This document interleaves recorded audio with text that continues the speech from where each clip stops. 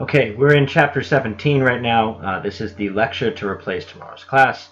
And this is the impact of globalization on encounters. In particular, cultural encounters shaped by cultural frames in the late agrarian world. This is the end of the agrarian era. This period is sometimes called the end of the Middle Ages, but you'll notice, as I mentioned before, Murillo doesn't really use the term Middle Ages very much. Instead, what he does is he calls this the agrarian era, as opposed to the industrial era, which will come later, which is what we live in now, most of us know. We're going to talk about the impact of a few different things on cultural encounters, religion, technology, for instance, and the cultural encounters themselves. So let's begin. First, with framing the argument, we're talking about the impact of globalized encounters and spreading technologies, especially printing, and how printing had a huge impact on the share of cultural information, and how printing for the first time made this sharing of culture not just something by the elite for the elite. Printing was something that the non-elites could participate in the sense that they could read the printed material. We're also going to talk about how these cultural encounters, including religious conflicts, shaped scientific views and shaped and how these mixture of scientific and religious views shaped the growing complexity and maturity in this late agrarian era. And cultural encounters like slavery that led to important developments in the notions of race. Previously notions of race hadn't really been that prevalent, largely because people hadn't traveled far enough or wide enough to encounter a lot of people of different races. So the notion of race was an alien one, but one that had to be formed during this encounter period.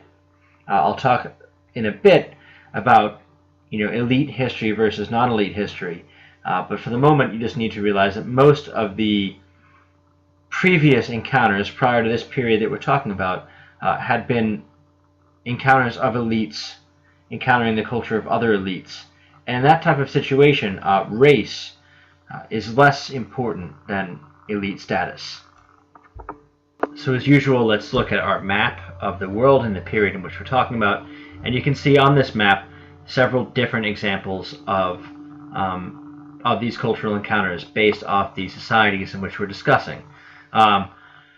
Kind of center stage of the map, most obvious is this Atlantic slave trade. Okay, this is a new feature on the map, and it shows the complexity and scope of the slave trade as a type of cultural encounter between Africa, Europe, and the Americas. One thing that you need to be aware of, and that most people as Americans are not aware of, is most slaves did not go to the Americas. Probably no more than 10%. Most likely even a smaller number. Most of the slaves went to Brazil, about 50%, maybe a bit more, and about another 40% or so went to the Caribbean, the various colonies of the Caribbean. Some went to South and Central America, but not as many, probably about a comparable number that went to North America. So you see the bulk of the slave trade is not going to the Americas, despite the legacy of slavery in not going to North America, despite the legacy of slavery in the United States. Most of it is going to South, Central America, and the Caribbean. Up here you can see Protestant and Catholic Europe, and this is a type of cultural encounter as well. Europe had always been a warring state. There's no, as of yet, unified European culture. In a way, however, the Protestant and the Catholic Reformation and Counter-Reformation began this process of creating a European identity. Through this kind of religious conflict, two distinct European identities began to take shape, one Catholic and one Protestant, which is much better than 15 different European identities.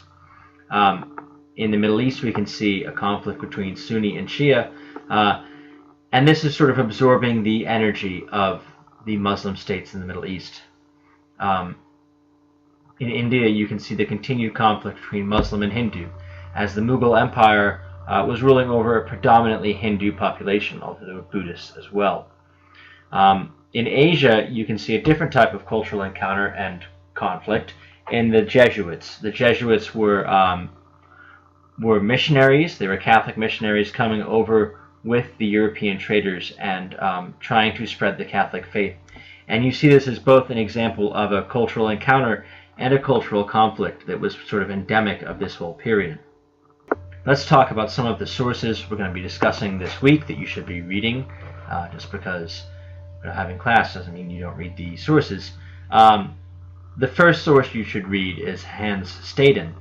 He was a German explorer in Brazil, and he was held for 3 years as a captive by the indigenous people. And he describes them in various ways, polyamorous for one, cannibals for another.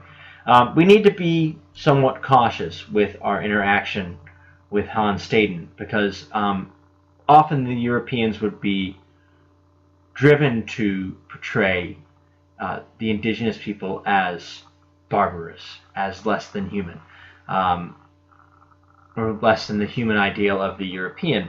So Hans Staden's description of the indigenous people as cannibals, as polyamorous, as overtly sexual, should not be taken at face value.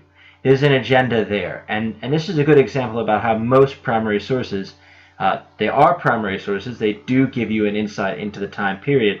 Most have an agenda. Most people were writing for themselves or for others, and they were trying to shape events to their own cultural frame. So Hans Staden's reading is an example of that. Let's talk about Sister de la Cruz, and this brings up the Mexican Baroque Cathedral, which shows a blending of European and Mexican culture, this cultural encounter that in a way would eventually create a new culture that was a blend of the European colonizers and the indigenous peoples of Mexico. And you can see that in this Baroque cathedral here, this blending of cultures as a type of cultural encounter in and of itself. And Sister de la Cruz is an example of this.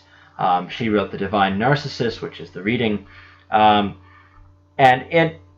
it has two sets of characters, Occidentals, which is usually the word for West, but in this case means the indigenous peoples of the Americas, and the new quasi-elite was a mixture of indigenous and Spaniard.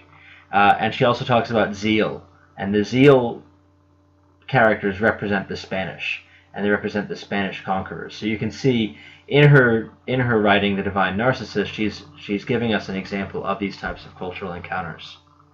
You can see the syncretism of religion both in The Divine Narcissus and in this Mexican Baroque cathedral. Okay, you can see religion in and of itself, and the adoption of religion by the indigenous peoples of Mexico, and the importance of religion to the new quasi-elites as an example of these cultural encounters at the time. Let's look at this Ottoman mosque, which brings us to the Ottoman source, which is a document concerning marriage laws and divorce laws, most interestingly, within the Ottoman Empire. This gives us an insight into women in the Ottoman state, and into ideas about women and the rights of women that are part of the Ottoman cultural frame, but not necessarily the Ottoman cultural screen. So this is a good source to see the dichotomy between frame and screen, and how the two do not always match up. You know, the Ottoman frame would have been, you know, more respect for women, and you can see in the divorce laws, you know, women are, it's not like an equal divorce law like you'd have today. Women are afforded certain rights and protections under the divorce law. And you can see in the Ottoman cultural screen, you know, the harem, what you think about, what Europeans think about as the cultural screen of the Ottoman Empire isn't quite accurate once you read the marriage and divorce laws. You can see the Mughal mosque here, just another example of a cultural screen, the Mughal mosque, and an attempt to make the cultural screen the cultural frame of the people of India. The Tokugawa Shrine, you can see this as an example of the Japanese cultural frame and cultural screen. both the projection and the importance of religion to the Japanese people, and the internal importance of it.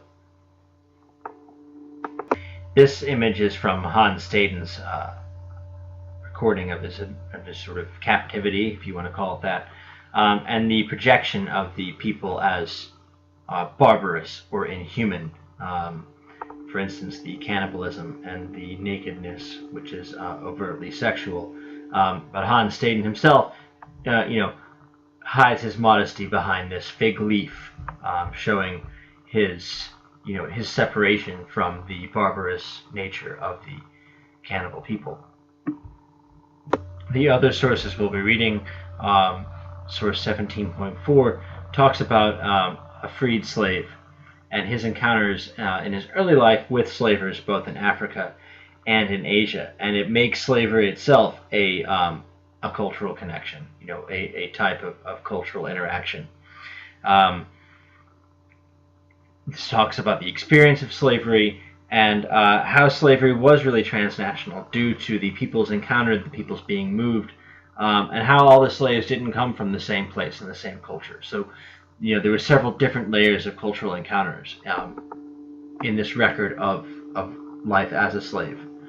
Another source we'll be reading is Francis Bacon, talking about the scientific method, which I'll discuss, as a lecture point later, but you should be aware of the scientific method becoming more important. And in this piece, Bacon is talking about impediments to the future of science, and which will be overcome and which will remain, and how this in and of itself reveals the interplay between science and religion that existed at the time. Think about it when you read this source. Which of these impediments are still present today and which have been eliminated?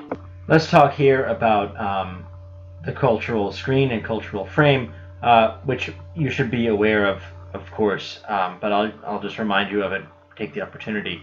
The cultural screen is the, it says here the official definition is the major schools of thought or issues debated within the cultural frame, but what these really are, the cultural screen is the image of the culture projected to outsiders or projected to the culture as a whole, where the cultural frame is a little more private. It's agreed upon cultural values that may not be overt. They may be more hidden. And for the first time, we're going to talk about the great cultural divide. That's the divide between elite culture and non-elite culture. As historians, unfortunately, a lot of what we have available information on is the elite culture. Transregional, unitary, the elite all would have the same culture, and written. The aspects of elite culture were written down, they were recorded, they were passed on to us. Non-elite culture is a bit different. In a lot of cases, the non-elite culture would not be one single culture. It would be multicultural. An example of this would be Britain, where the elite culture is English, yet within Britain there's several cultures that would make up the non-elite culture. Cumbric, Welsh, Scottish, Pictish, Anglo-Saxon versus English. The non-elite culture is a bit more complex than the image projected by the elite culture. And a lot of the non-elite culture is local, limited only to a small local area, and recorded only orally, not necessarily passed down or not deliberately passed down. And you can see, of course, the usual, the top of the hierarchy, the elites, the sort of sub-elites, and beneath the sub-elites, this is where the great cultural divide. So you can see that of a culture, we're only looking at the top for the most part as historians.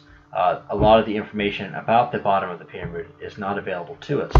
Furthermore, there's the face that's projected versus the face that's hidden. Now this can be an example of cultural frame, which would be the hidden part, versus cultural screen, which is the upfront part.